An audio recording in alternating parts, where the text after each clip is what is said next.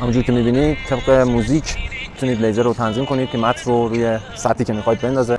سلام، امیدوارم حالتون خوب باشه. لیزر انیمیشنی که خیلی وقت در موردش دیگه صحبت نکردیم، یه دستگاه فوق العاده قوی که میتونید هر متنی رو میخواید بهش بدید انیمیشن‌های مختلف رو بازی کنه و برای تونل تانگو هم دستگاه قدرتمندیه، قیمتش هم خیلی عالیه.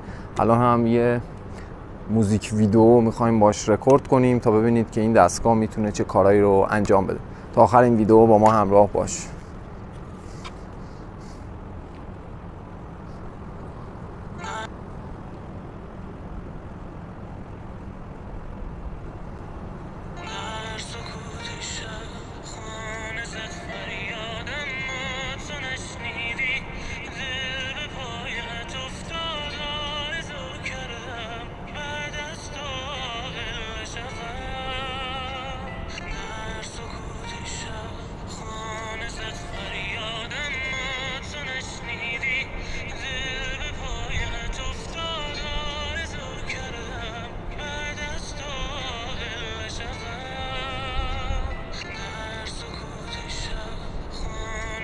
همونجور که میبینید طبق موزیک میتونید لیزر رو تنظیم کنید که متن رو روی سطحی که میخواید بندازه و ابعادش هم قابل تنظیمه.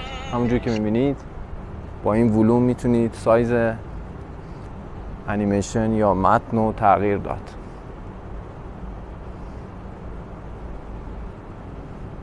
اگه سوالی هم داشتید توی کامنت ها مطرح کنید، حتما پاسخ میدیم. از جلوی دستگاه هم میتونید